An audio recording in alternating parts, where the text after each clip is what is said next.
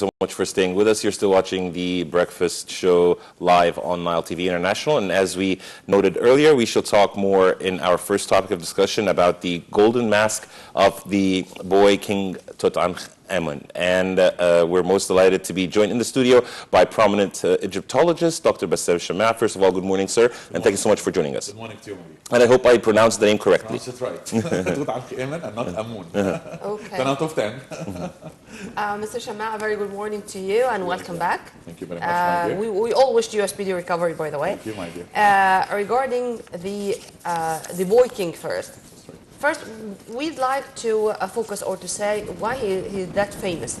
I mean, is it because of his achievements? Is it because of being the boy king? Because he was on top of the Egyptian country for years when he was only 12 or something like that? Or because his tomb was discovered untouched? In one sentence, and without over-romanticizing the whole story, it's because of the tomb. Okay. Right? I can tell you that he took the power when he was 9, and that's pretty young, but there was inheritance in ancient Egypt. The throne was inherited from father to son and from son. And then I can tell you that he died about 18 or 19 years of age, which is still puzzling historians and Egyptologists. Some are saying that he fell off his chariot wheel and he hit his thigh and then he died. And others will tell you he was assassinated. I am one of this school that he was assassinated. That's another story. And I can tell you old stories about him and very interesting ones. But at the end of the day, we are in front of a tomb which was over 4,000 or 5,000 pieces. The golden mask as the most amazing masterpiece of the whole world, without any exaggeration. His tomb, his gold, his wooden statues and achievements. Treasures in general. The treasures. And the Tomb 62, the excavation, the media in 1922, and then of course Lord Carnarvon dying a few months after the excavation with a mosquito bite. Here comes the mummy curse, and King Tut, as some people will call him wrongly, and King Tut, as other people will call him wrongly. First of all, let me tell you that Tut Ankh Emen is the correct way of pronouncing his name, because if you say Tut or Tut, as some of our friends in the United States would say, with all respect to everybody, of course, we will tell you that as if you are calling me Mr. B, not Bassam. So saying Tut, that means you are decreasing from the number of names and titles and letters in his name. So Tut Ankh Emen, because there is no wu in the word Emen in ancient Egyptian hieroglyphs, so there is nothing called Amun. Interestingly enough, the golden mask made big news and always come back with big news. Lately, of course, in 2015, one of the very big news titles in 2015 is false beard. Now, we knew that ancient Egyptian kings would wear false beards, and the shape of the false beard will tell you what this statue is made for. How? So if the false beard is turned at the end, kind of like a loop kind of end, that is telling you something about the afterlife and about the funerary aspect of that statue or that golden mask, for example. So it is a mask right over the head of the deceased, and by this he is going to be introduced to the ancient deities, if you like, the mythological deities. Gold and silver and lapis lazuli were not only metals, precious or not precious, were not only used because of their precious. This is not the point. The point in ancient Egypt is that the bones and the skin of the mythological deities were actually made out of this, made out of gold and silver, and the hair and the arms and so on. So it is kind of a religious relation between Tut Ankh Emen and the deities, being gold and so on. Two, the color of gold in the golden mask and others will be the color of the sun. And since Emen, Amun, wrongly, Emen is the sun, so it's reflecting the religious idea. So everything has got, it's the symbolism, as we mentioned before, is the name of the game in ancient Egypt. You want to understand what's going on in a tomb or in a temple, go directly with symbolism. Reality is outside the temple. Reality is outside the tomb. Reality is with yourself and myself in ancient Egypt, with the commoners. Doctor, speaking about the tomb, why do you consider it one of the most important discoveries? Well, first of all, it is an intact discovery. So, wrongly again, some people will tell you the only intact tomb in the Valley of the Kings. That's not correct, because not far away from Tut Ankh Emen, there is another tomb called the tomb of Tuya and Yuya. And unfortunately, nothing of the press went there.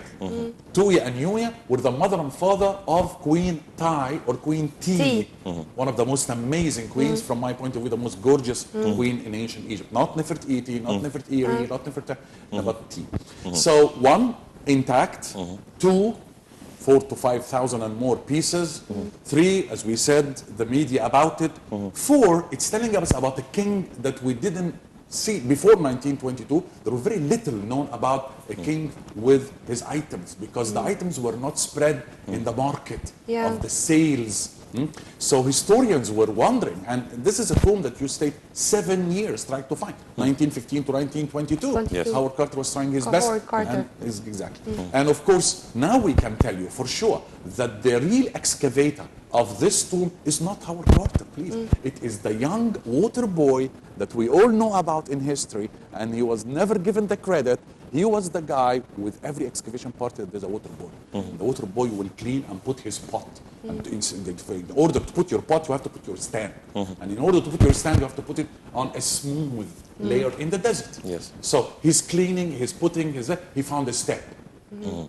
Smart boy from Luxor, Egyptian boy.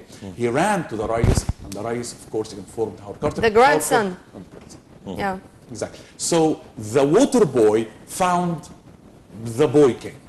It's and amazing. I mean, there is no country in the world with history like that. Yeah. So this is the reasons why we consider it very important. When it comes to Tut Ankh Emen, he was not Tut Ankh Emen, he was Tut Ankh Atun. And then it was changed because he was that young. And those priests or those religious persons who want to once again dominate and once again gain power, they have changed him from being related to Amenhotep IV or Akhenaton. I don't know how to pronounce it well. And then they changed his name once again to return back to Amen, far from the religion of Akhenaton. Maybe because of this, there was those media reports or rumors or stories, you name it, about the assassination of the boy king, and also with the all-time X-rays and examinations, which said, for example, that there's a scar in his head, that there is a broken knee, stuff like that. So, how to differentiate between the right and wrong? Which is correct? High priests, in my personal, very modest point of view, and for the last 34 years of reading history, I think they were the real players. The priests of the temples were the real controllers, they were the dominators of the whole political scene, rather than the religious scene, which can be very possible and very logical, that high priests will be taking care of the temples and so on. But we have to all understand that the temple in ancient Egypt was the great magnifying device, the media device, if you like, of the king. Because you are not going to see a king who's weak in the temple. You're not going to see a king who is a little bit aged in the temple. We never saw any wrinkles in the face of a king in the temple. Why? Because the king in the temple must be the perfect person or the perfect entity, if you like. So high priests played a very important role, if not the most crucial role, all through. That's all through, not only in the days of Tut Ankh Emen. But to understand and to answer your question is you have to go back, as you did, back to his father. And his father is Amenhotep the fourth, who changed into Akhenaten. So you are now changing, in the days of Akhenaten or Akhenaten, you changed the whole world from Emen, from 7,000 people in the Karnak temples. In the Emen Ra, in the sun, in the I don't know what, and the gold and the offerings. Huge offerings to the temples, and that was the name of the game. The priests are gaining offerings. So now when you stop this, and when you close the door, and you get the key, and you leave with this key, you leave Thebes, Luxor, and go to Tel el-Amarna, some more hundreds of kilometers away. Thebes, if you like, originally, originally Thebes. And Tiba in Arabic, and then of course was in ancient Egyptian hieroglyphs. And then stop all this business for those priests. Of course, the priests will hate you. They will tell you, that is why they called him the enemy. We don't see and we don't read much of swear words in ancient Egypt. That was considered a swear word. In ancient Egypt, the swear word was the enemy. If you tell somebody that you're an enemy, that's a swear word. That's very, very naughty. That's a very naughty word. And that was told about Akhenaten. So that will be very polite people. You are the enemy. What? You are swearing at me? So it was like that. So yes, Emen Hatib IV changes into Akhenaten because he's now not Emen, he's Eton. And he changed to Al-Amarna in Al-Minya. Then comes the boy king. Now, did he change? Or was his title changed for him by the priests? This was my so question. that we can regain the Emen power. And that's what happened. Tut Ankh Emen, as you mentioned, changed into Tut Ankh Emen. So Eton, and his wife, one of the 6 daughters of Akhenaten. So in order for Tut Ankh Emen to reach the throne of Egypt, he had to actually marry one of the 6 daughters, which is, of course, not from the same mother. He came from a different mother, Kea, and the 6th daughter came from Nefertiti. And that is my answer for the man doing all the stuff in the tomb lately, Nicholas Reeves, when he said that 80% of the tomb of Tut Ankh Emen was supposed to be, or was originally that of Nefertiti, because she is his mother. And I say, no, stop, please. Kea is the mother of Tut Ankh Emen. Nefertiti did not bring any young boys, didn't bring boys. She brought 6 beautiful daughters, 2 of which actually died young, and there is a story. So, yes, I think the priests played a very important role in this. Now, for me, when National Geographic and when Zahi came out and said maybe he fell off his chariot wheel, I don't know, did something to his knees and died, I thought that was quite humiliating for medicine in ancient Egypt. Because the king, when he goes on a hunting picnic, he's not going to go him and his wife and his friends.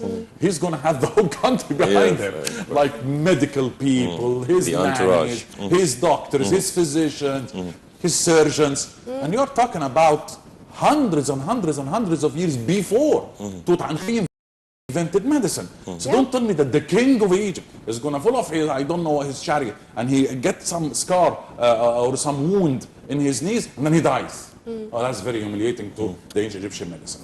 So for the scar of the back of the head that you mentioned, and people said that maybe he was hit with a club or with an axe or even with a sword. And you're going That's the virgin you believe is... I think he was assassinated, but not this way. Why? Because in the 60s, fell in my hand a black and white photo of the mummy and a circle on the left cheek, which was not mended. And you know that when the person dies, the factory of mending your wound stops. Yes. Sure. So probably he died with that lesion. Lesion thing in medicine is the clotting of your wound. Yes. Right? So the man died with a huge clot right here. What is this? Now, on the left cheek, on the golden mask, I read that the Chicago Institute once made an X-ray, and the X-ray was there, and they divided, using their pencils and the computers, they divided the golden mask into 2 halves. And they found that the left cheek is a very tiny, weeny, beady kind of expulsion, more right. As if the artisan is trying to tell us something about is the left cheek. happening on the left cheek. So I started to wander around the left cheek in the museum, and then I found my answer. The wooden statue of Tut Ankh Emen coming out from the lotus flower. Very important statue in the museum today, in Tahrir Square. Yes. Why important? Because lotus Egypt was the birth of the king. So this statue is telling us about the king being born and then reborn. Right now, if you take a look very closely to that, you are going to find a huge open right here on the left cheek. When I went in with my eyes and with my camera a long time ago when I was preparing my theory of him being assassinated, I found the most amazing answer for me and for everybody. That this opening side, there are traces of chiseling. So this is not crack due to heat, as some people will say. They say, oh, this is wood. It would crack due to the heat in the Valley of the Kings. Well, excuse me. Why always the crack is on the left cheek? And why the golden mask had its protrusion on the left cheek? And why the beautiful standing you remember those 2 statues were standing guarding the tomb at the beginning? Also the left cheek, one of them. So why is always the crack? I mean, the crack doesn't come and say, oh, I'm going to choose the left cheek. It doesn't do that. It has to be spontaneous. Does it spontaneous? And then this chiseling of the left side is telling me as if the artisan is trying to send the message to the gods of the afterlife, the mythological deities of the afterlife. See what happened to our king. He's been hit. You this, I can't say it, I can't write it because the political regime at that time wouldn't allow you. Now, if you wonder, take a look at the burial chamber of Tut Ankh Emen, and you're going to find E is there, or I, wrongly named. E or I. I is the general of the army, and he became the king after. Now, this is interesting. In one tomb, we have two kings. What is doing in the burial chamber of Tut Ankh Emen? We are not acquainted with this amazing thing of two in one tomb. Not acquainted. Happened, but not all the time. Was it a military coup, you mean? So as if E did something, I'm actually accusing E. At the end of this, I'm telling you, I'm accusing E that he might be the controller of the conspiracy which led to the assassination, which led to him taking the throne. But finally, I will tell you the interesting investigation in that is that in order for E to mount the throne of Egypt, he's got to marry here, because reaching the throne of Egypt was through women. Matrimonial marriages. So in order for E to become the king of Egypt, he should have done is to marry his widow. Tut Ankh Emen's widow. So do we have any proof for that? We have a ring found with names on it. We have a message. The message is as follows. I have no sons. My husband is dead. I am afraid. Now, this is the first time and the last time we find a royal character, we don't know who. Historians are telling us this is the 18th dynasty, so fitting in the time of Tut Ankh Emen and his widow. So was this message a message from the widow to the kings of Asia to send the son to marry, to make him king, so that she wouldn't allow E to take the throne? For the first time we see a queen saying, I'm afraid. My husband is dead. I have no sons. So who from the queens of the 18th dynasty which brought daughters? Nefertiti, number one. And we know for sure that she was in Tal al-Amal to do. And the widow or the wife of Tut Ankh Emen, who perhaps she's trying to tell us that her husband was assassinated, and now I'm afraid because in the message I am not going to marry one of my servants in the palace. So E fits into this magnificently and easily. So perhaps we should accuse, not confirm, would be participant in this business of assassination. Yes. Sir, moving on to the story of the Golden Mask, if you can tell us also what happened last year and what were the most important discoveries of the most important acts of the renovation team. Okay, so the renovation team, good for you to mention this, and good for us. Why? Because what happened is all of a sudden we found that there was a certain type of adhesive force material, not glue, but adhesive force material, which actually was linking between the false beard and the golden mask. It was made lousily. We have to admit that. It was made lousily, and everybody saw that. I studied it, and it was made in a very, very bad way.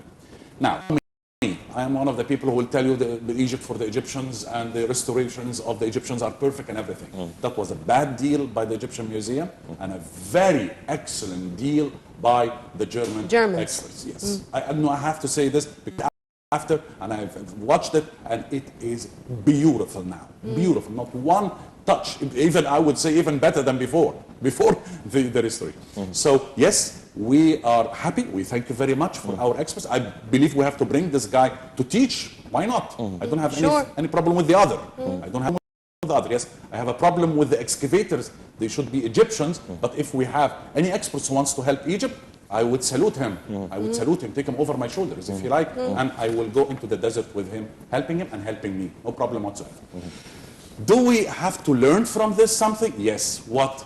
Do not restore unless the people who are in this job be expert restorers, meaning those are the people who graduated from the restoration section in the Faculty of Archaeology, and by this we have to put the right person in the right place. And now it's gone, alhamdulillah, thank goodness that it is over.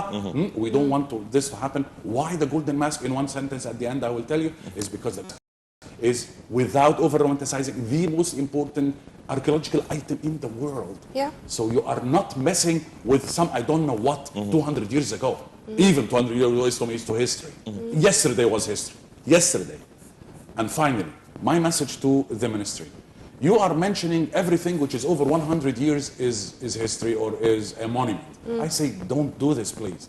Yesterday, 1 hour ago, is a monument to me. Sir, would you please give us a promise that next Saturday is going to be focusing on Akhenaten? Okay. Okay. I like the topic. Promise? I like the topic. Promise. Then till then, thank you very much for your input, sir. And as usual, we have enjoyed our time. Thank you, my dear. Thank you so much, Dr. Bassam Shammaa. Thank you for your insight. Thank you, sir. Dear viewers, a short break and we'll be back to resume the remaining segments of The Breakfast Show live on Nile TV International.